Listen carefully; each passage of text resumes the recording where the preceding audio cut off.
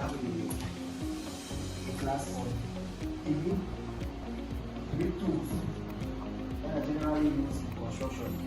So we all know how fast technology is evolving in construction nowadays. So we need to actually follow the pace, because if we continue relying on our old days technology, we always want to know how it has always been done, not how it is. So reason why today we are going to review the first set of tools, because every Tuesday we have classes with different tools, different innovative tools in the construction industry.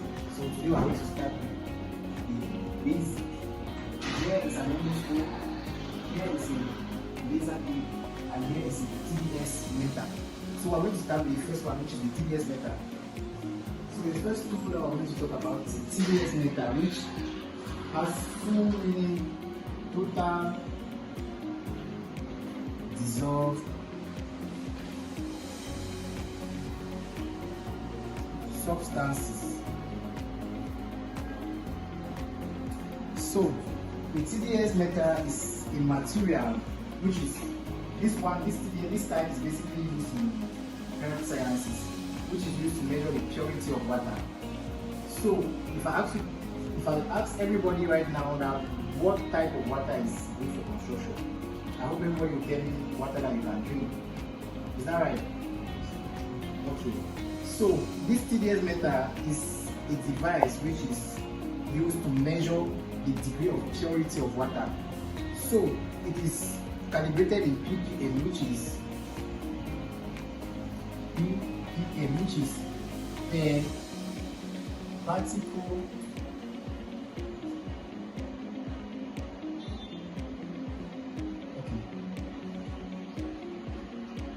parts per million.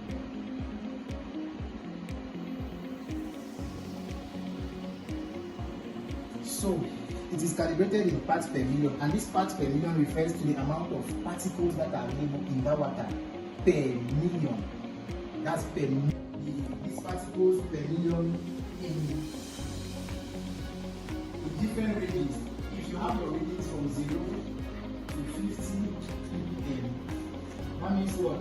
The degree of the amount of particles present in the water is very low.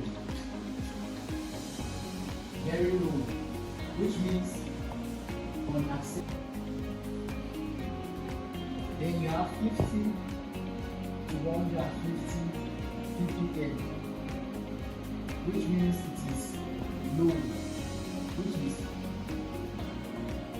very low. Then from 150 to 500 ppm, we have acceptable. In fact, it shows that it's moderate, that means acceptable.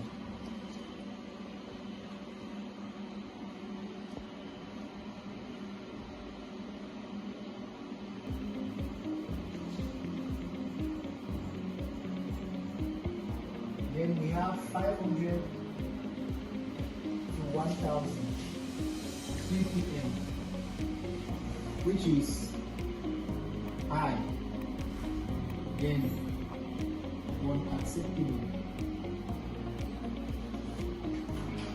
Then 1000 upward,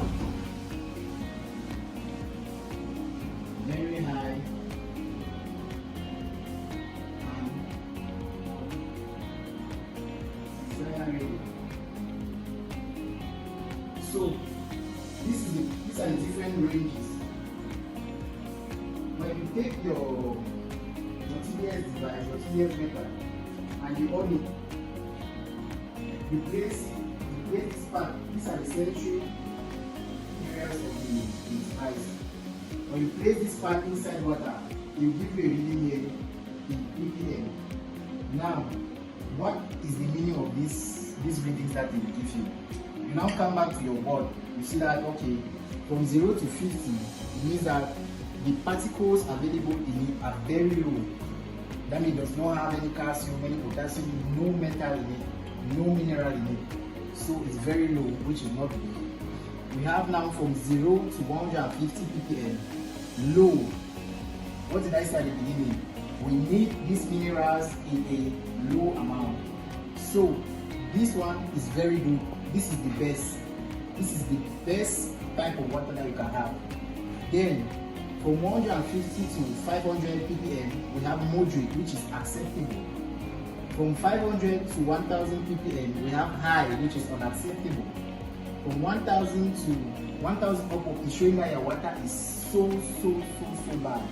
That means it has been over-contaminated, because these particles are not only the good minerals and the good metals that you can have in the soil, it also contains the impurity.